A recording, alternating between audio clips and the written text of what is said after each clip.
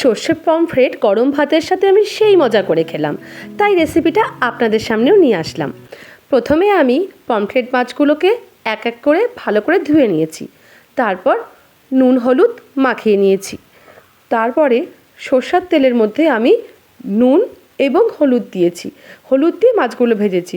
নুন দিয়েছি এই কারণে যাতে মাছগুলো একে অপরের সাথে লেগে না যায়। আগেই আমি বাটিতে কালো সর্ষে, সাদা সর্ষে, কাঁচা লঙ্কা, নুন একসাথে মিক্সিতে পেস্ট করে রেখে দিয়েছিলাম। নুন আর কাঁচা লঙ্কা দেওয়ার একটাই উদ্দেশ্য, যাতে সর্ষের মধ্যে তিতকুটে ভাবটি চলে যায়। তারপর সেই মাছ ভাজা তেলেই আমি কাঁচা লঙ্কা এবং কালো জিরে ফোড়ন দিয়ে পেঁয়াজ কুচিগুলো ছেড়ে দিলাম। পেঁয়াজ কুচিটা কিন্তু ভালো করে নাড়াচাড়া করে নিতে হবে, এবং যখন পেঁয়াজের রঙটা বাদামি হয়ে যাবে আর তেলটা ছেড়ে দেবে, তখন বোঝাই যাবে যে পেঁয়াজটা রান্না হয়ে এসেছে।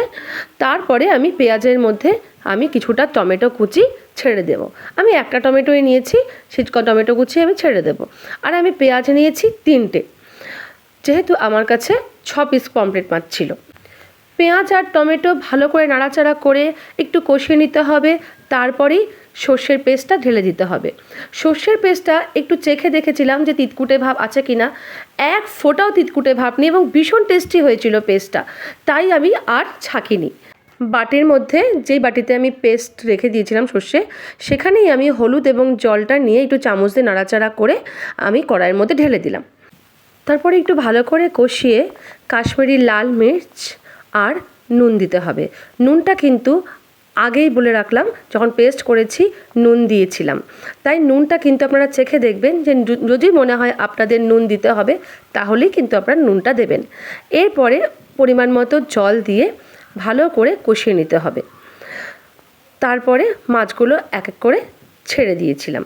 ছেড়ে দেওয়ার পরে ভালো করে কষিয়ে নিয়েছিলাম, যেহেতু আমি গ্রেভিটা ঠিক এবং মাখা মাখা করব।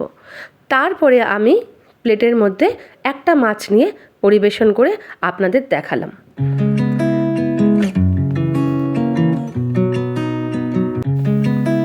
এরপর গরম ভাতের সাথে মাছের গ্রেভি মেখে যখন আমি খেলাম, আমার তো ভীষণ টেস্টি লেগেছিল। আপনারাও বানিয়ে কমেন্টে জানাবেন আপনাদের কেমন লাগলো।